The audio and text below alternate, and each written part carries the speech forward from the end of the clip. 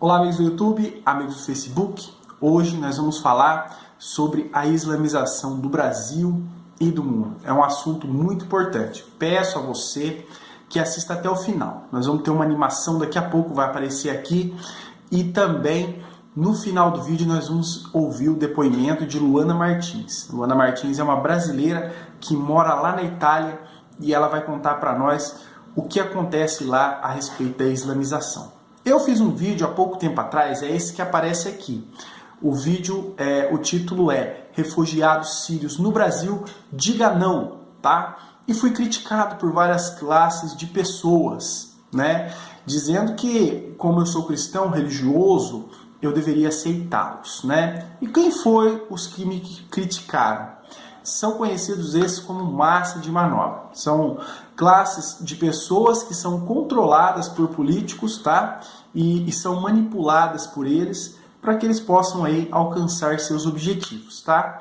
Uma dessas classes é uma nova que surgiu agora, são os cientistas políticos, né? Vulgos cientistas políticos. São aqueles que escutaram aí uma palestra do Jean Willis, da Maria do Rosário, e vem aqui, né, olhar, zombar de nós e dizer, o Estado é laico e tal, tá? Você é religioso, fundamentalista, não deve se intrometer nas leis e no Estado, tá? E você que está defendendo a islamização do Brasil, eu quero dizer para você que, de acordo com a lei Sharia, a lei dos muçulmanos, não existe separação entre Estado e religião. É tudo uma coisa só, tá? Então você islamiza o Brasil, deixa eles dominarem, e aí vocês terão um Estado e religião uma coisa só. E se levantarem contra as leis e contra o Estado, quando se torne islâmico, a pena é de morte sem dó. Quem mais veio também? Homossexuais. Quero dizer que não tenho nada contra os homossexuais, tenho amigos homossexuais. Não tenho nada contra os homossexuais.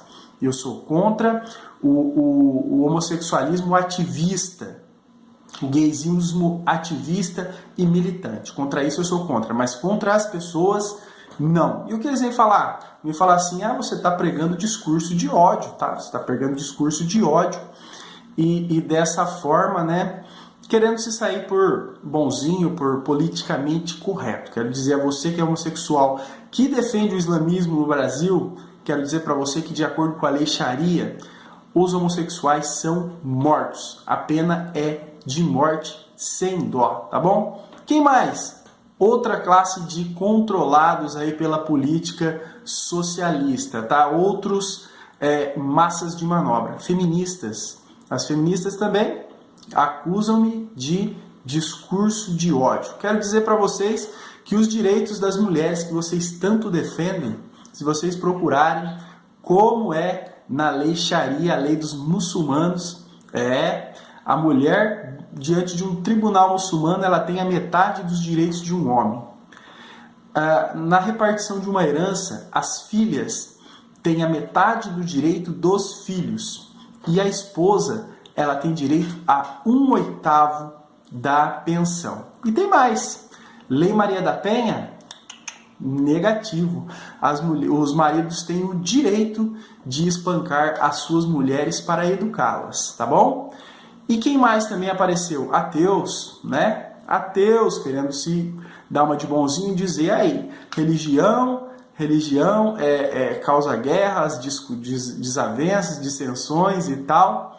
Quero dizer para você também que num Estado islâmico, a falta de religião também é crime. Não crer no Deus Alá, no Deus deles, também é constituído crime e pago com pena de morte, tá bom?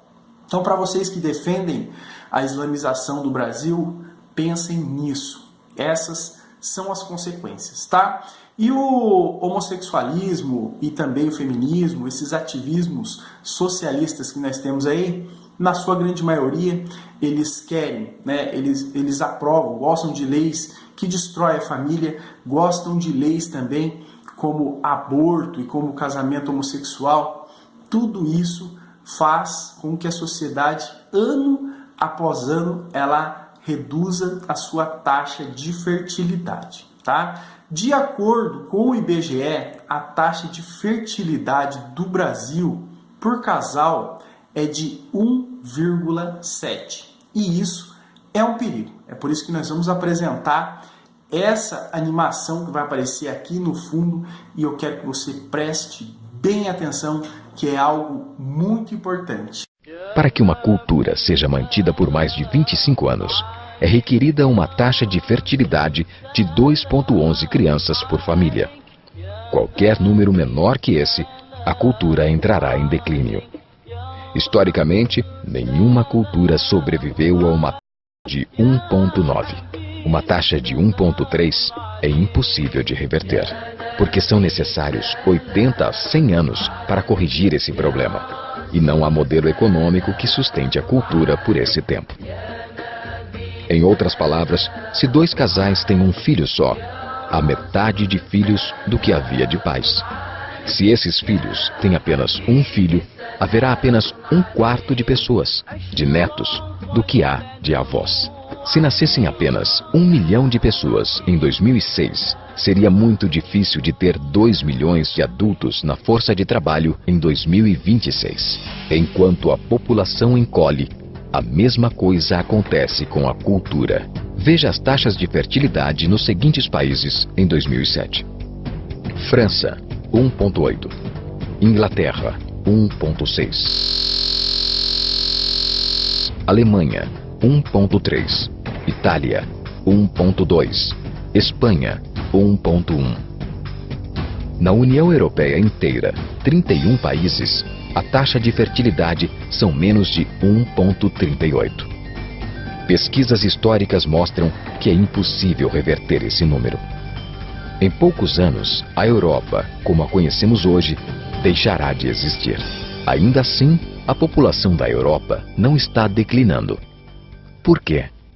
Dando uma pausa no vídeo, falando aí da redução da taxa de fertilidade, vale muito a pena lembrar que países regidos por governos comunistas e socialistas, eles têm uma queda em poucos anos, porque os governos comunistas e socialistas, eles incentivam o ativismo gay, a militância homossexual, eles incentivam também aí o aborto. Tudo isso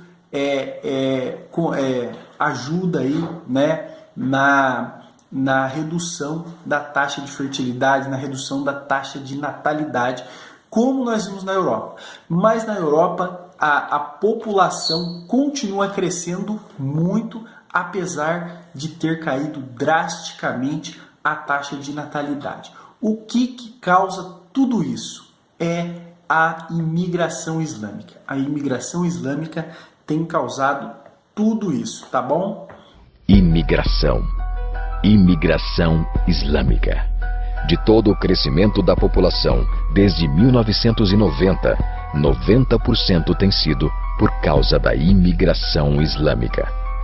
Na França, a taxa de natalidade é de 1,8 por família, mas nas famílias islâmicas, 8,1. No sul da França, tradicionalmente conhecida por ser uma região com um grande número de igrejas, agora já há mais mesquitas que igrejas. 30% dos que têm menos de 20 anos são islâmicos. Em cidades maiores como Nice, Marselha e Paris, esse número sobe a 45%. Em 2027, em cada 5 franceses será muçulmano. Em apenas 39 anos, a França será uma república muçulmana. Nos últimos 30 anos, a população muçulmana da Inglaterra cresceu de 82 mil a 2 milhões e meio. Um crescimento de 30 vezes. Há milhares de mesquitas. Muitas eram igrejas. Na Holanda, 50% dos recém-nascidos é muçulmana. Em 15 anos, metade da população será muçulmana. Na Rússia, há mais de 23 milhões de muçulmanos. Quer dizer, 1 em cada 5. 40% do exército russo será muçulmano em apenas poucos anos. Na Bélgica, 25% da população e 50% dos recém-nascidos é muçulmana. O governo já declarou que 1/3 dos recém-nascidos na Europa será nascido em família muçulmana em 2025, apenas daqui a 17 anos. O governo alemão, o primeiro a falar isso publicamente, recentemente declarou: a queda da população alemã não pode ser mais detida. Sua espiral descendente não é mais reversível. Esse será um Estado muçulmano em 2050. Muammar al-Gaddafi declarou: há sinais de que Alá garantirá vitória ao Islã na Europa sem espadas, sem armas e sem conquistas. Não precisamos de terroristas ou bombas homicidas. Os mais de 50 milhões de muçulmanos na Europa o transformarão em um continente islâmico em poucas décadas. Há 52 milhões de muçulmanos na Europa. É esperado que esse número dobre para 104 milhões nos próximos 20 anos. No nosso continente, os números contam história semelhante. No Canadá, a taxa de fertilidade é de 1,6, bem abaixo dos 2,11 necessários para manter a cultura. E o Islã é a religião que mais cresce. Entre 2001 e 2006, a população do Canadá aumentou em 1,6 milhão. Desses, 1,2 foram imigração. Nos Estados Unidos, a taxa de fertilidade é 1,6. Com o influxo de latinos, subiu para 2,11, o mínimo necessário para manter uma cultura. Em 1970, havia 100 mil muçulmanos nos Estados Unidos. Hoje, há 9 milhões. O Islã está crescendo em toda a América Latina. No Brasil, são cerca de 1,5 milhão de muçulmanos e 70 mesquitas. Nos últimos 3 anos, os muçulmanos passaram de 300 mil para 400 mil apenas no estado de São Paulo. O mundo está mudando. 3 anos atrás, houve um encontro de 24 organizações islâmicas em Chicago. Os transcritos do encontro mostram em detalhes os planos de evangelizar a América através de jornalismo, política, educação e mais. Eles disseram: precisamos nos preparar para a realidade de que, em 30 anos, haverá 50 milhões de muçulmanos vivendo na América. A Igreja Católica acabou de declarar que o islamismo passou o seu número de membros. Estudos mostram que, em vista dos índices de crescimento atuais, em 5 ou 7 anos, o islamismo será a religião dominante do mundo. Vocês prestaram atenção na taxa de reprodução dos Estados Unidos? 2,11, o mínimo recomendado. Nós vemos aí Donald Trump com sua política de defender suas fronteiras e impedir a imigração, principalmente a imigração islâmica. Veja que Donald Trump estava certo, veja que ele tomou a melhor decisão. Ao contrário do Brasil, que aprovou a lei de imigração, que vai acabar com o nosso país, tá certo? Não estou fazendo esse vídeo para que as pessoas se conscientizem ou mudem, de maneira nenhuma. A situação do Brasil é irreversível, isso vai acontecer. Em até o ano de 2100, o Brasil será uma república islâmica e não temos o que fazer para mudar isso. É só aceitar e esperar. Esse vídeo é só um alerta. Essas coisas realmente irão acontecer. Prestaram atenção na parte que fala do estado de São Paulo? Em poucos anos, mais de 100 mil muçulmanos nasceram no estado de São Paulo. Imagine em todo o Brasil. Logo, seremos uma república muçulmana. Logo, os nossos direitos como cristãos não serão mais respeitados. Logo, a nossa religião será oprimida e esquecida. É o que vai acontecer em nosso país. Então, para você que defendeu aí a imigração islâmica ou também aí os refugiados sírios no Brasil, é por isso que eu protestei. Agora vejam aí o que tem a dizer, né? O depoimento de Luana Martins. Ela mora na Itália, é uma brasileira, e ela vai contar para vocês como é que está a situação lá. É o que em pouco tempo vai ser do Brasil. Obrigado por assistir o vídeo até aqui. Assista até o final porque vai valer a pena você saber como está na Europa e como está rápido o andamento do islamismo. Deixe seu like, curta, compartilhe e se inscreva no meu canal. Muito obrigado. Olá pessoal, eu sou Luana Martins e eu vim aqui dar uma colaboração porque esse assunto é muito importante. O que o Alisson está dizendo aí é a mais pura verdade. Os muçulmanos representam um perigo muito grande e eles são já a maioria e é já irreversível essa situação. Daqui a alguns anos seremos minoria, eles serão maioria no mundo todo e nos perseguirão. O que acontece o que eu vejo é que o brasileiro não entende o que é o muçulmano. O brasileiro, como até alguns italianos mesmo também aqui, tem a visão de que, sim, eles creem em Alá, lá também é Deus, e eles não entendem a realidade. Sabe que o Alcorão não tem a palavra amor nenhuma vez. Não é a Bíblia, não é uma religião de amor, muito pelo contrário. Eles matam os cristãos e a gente sabe disso. O que acontece é que eles têm visão. Eles têm visão de ter filhos e se multiplicarem, porque assim eles sim dominam, eles enchem a terra e dominam. Isso é algo que deveria ser um valor nosso. Nós deveríamos ter esse valor de nos multiplicarmos e assim termos mais influência no mundo. O que acontece é que o valor da família agora está diminuindo muito. As pessoas não têm mais confiança, não acreditam mais no casamento, não querem se casar e às vezes não querem nem ter filhos. Aqui na Itália é tão triste isso, eu vejo os italianos não querem se casar, não querem ter filhos, não querem mesmo.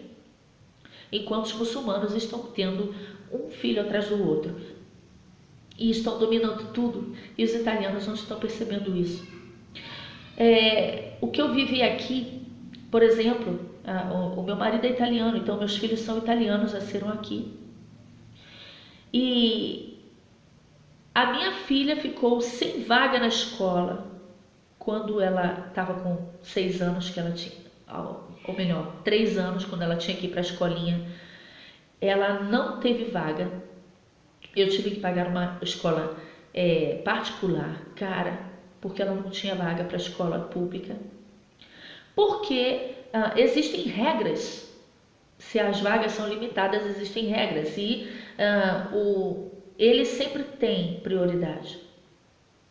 Até porque tem também a regra do filho maior. Se o filho maior está na escola já inscrito, o filho menor que vai se inscrever tem prioridade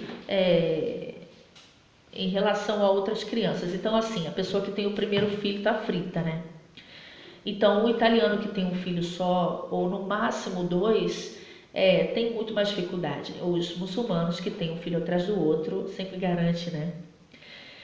Outra coisa são as ajudas econômicas, sociais, que tem ajuda para tudo. Então, por exemplo, casa da prefeitura que dá à pessoa que não tem condições de alugar ou comprar uma casa. Às vezes eu vejo velhinhos italianos com uma aposentadoria absurda, porque a aposentadoria no Brasil é absurda aqui também. Isso aqui é um pouquinho de Brasil, tá, gente? Um velhinho que não tem condições de alugar um apartamento, de pagar uma casa, que não tem uma casa, não consegue, fica a vida inteira esperando ter uma casa livre para ele na prefeitura, porque as casas da prefeitura estão completamente tomadas pelos muçulmanos. Por que eles têm mais direito? Porque eles têm filhos, muitos filhos, muitos. E aí quando você tem filhos, você tem mais facilidade para ter as coisas, né? Ajudas de todo tipo, isso é óbvio. Então, várias coisas, por exemplo, a mulher muçulmana, ela não trabalha, geralmente. Então, O marido às vezes trabalha até sem carteira assinada, sem declarar nada. Então é como se eles não tivessem renda, então eles têm toda a ajuda possível. Isso é muito triste porque os italianos, o desemprego está crescendo muito. A crise está pegando para todo mundo. E o italiano não tem direito a nada, porque às vezes tem uma renda um pouquinho mínima, mas aquele muçulmano ali não tem renda, entre aspas, e aí ele tem todos os direitos. Então eles acabam que roubando muitos direitos do italiano. Isso eu falo pela Itália, mas isso acontece na Europa toda. Na verdade, a Itália é a porta de entrada para refugiados e para todo tipo de pessoas que querem vir para a Europa. Então a pessoa que quer vir para a Europa chega pela Itália primeiro, porque a Itália é a porta aberta para todos. De uma certa forma, ok, a gente tem que acolher os refugiados, ok, mas tem que existir algum modo de acolhê-los, mas resolver o problema, não encher a casa de pessoas e depois você não tem condições de sustentar nem os seus, né? Imagina os de fora. Então, o que acontece é que eles vêm com uma visão. Eles têm visão de ter filhos. Lá em Êxodo capítulo 1, Faraó, quando viu que o povo de Israel estava crescendo muito, percebeu isso e oprimiu o povo. Lá no versículo 8 diz assim: levantou-se um novo rei sobre o Egito que não conhecia José, o qual disse ao seu povo: eis que o povo dos filhos de Israel é muito e mais poderoso do que nós. Eia, usemos de sabedoria para com eles, para que não se multipliquem e aconteça que, vindo guerra, eles também se ajuntem com os nossos inimigos e pelejem contra nós e subam da terra. E puseram sobre eles maiorais de tributos e tudo mais. Então, assim, deveriam existir leis para restringir, não facilitar a vida para eles, né? Para o estrangeiro em geral, para você proteger o teu país de alguma forma. Mas não, as leis só facilitam para eles. E eles vão crescendo, crescendo, crescendo. E daqui a alguns anos eles serão maioria. E isso é inevitável. Eu não posso mais dizer para o cristão hoje: tenha filhos, encha a terra. Porque é importante isso. É importante para você preservar os teus valores. Aquilo que você começou, os teus filhos levarão avante. Se você ensina ao teu filho, eles serão como flechas. Mas se você não tem filhos, a tua vida acaba aqui. Você morreu, acabou. Ninguém vai levar nada avante da tua vida. Eles têm essa visão, eles têm muitos filhos. E aí ganham sim o mundo sem guerra. O que acontece é que, sim, a Espanha também é outra porta de entrada para eles, né? Só que a Espanha não acolhe eles, né? Eles vêm, na verdade, pela Itália. E aí na Itália, claro que na Itália a situação não é nem tão boa assim para eles. Melhor seria França, Alemanha, Inglaterra, né? Alguns ficam na Itália, outros mais sortudos vão para esses países. Na França, por exemplo, aqui um filho você ganha 40 euros por mês de ajuda do governo. Na França, mais de 200 euros, 250 euros por filho. Ou seja, eu poderia ter 4, 5 filhos e não trabalhar, né? Então é isso que acontece. Muitos vão para esses países e enchem a casa. Enquanto os da casa, os europeus, não têm valor de família, não têm essa visão e não têm filhos. E isso é muito triste, porque, irmãos, o brasileiro não sabe o que é um muçulmano. Eu convivo com eles todos os dias. Eu tenho colegas do trabalho, colegas da escola, vizinhos, todo lugar. Vocês não sabem o que são eles. Eles são abusados. Eles ensinam o filho, doutrinam o filho de criança nos valores deles. E eles crescem. Detalhe, agora mudou a lei. Eles antes casavam com europeias para ter filhos europeus. Agora mudou a lei, com 10 anos de residência aqui, eles já podem ter a cidadania europeia, a cidadania italiana no caso, né? Europeu. Ou seja, um jovem aqui, um filho de muçulmano que nasce aqui e que cresce aqui, ele cresce nos valores com o Alcorão e aí ele vai entrar na política. Já tem muitos muçulmanos na política da Europa. E vocês não têm ideia da luta que é os cristãos, católicos, evangélicos na política e contra os muçulmanos ali lutando contra tantas coisas. Eles querem mudar leis e prejudicar os cristãos. A Itália é um país de maioria cristã, né, católica, e eles não têm respeito nenhum. É muito sério. Vocês não têm ideia do que é o caráter de um muçulmano. Sem generalizar, mas vamos dizer que 99% deles são abusados mesmo. E sim, eles crescem e sabem ser maus, porque eles crescem assim. Eles são ensinados assim.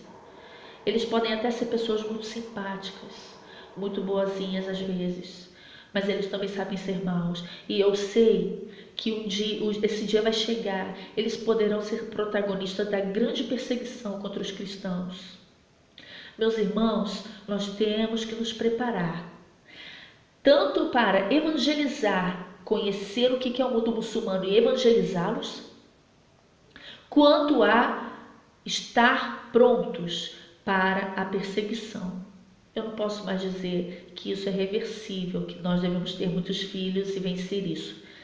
Agora nós temos que nos preparar para o pior. Infelizmente, preparar nossos filhos, ensiná-los na palavra, doutriná-los na palavra, mesmo porque o futuro que nos aguarda com o mundo muçulmano é muito, muito sério. Fiquem com Deus, Deus abençoe vocês.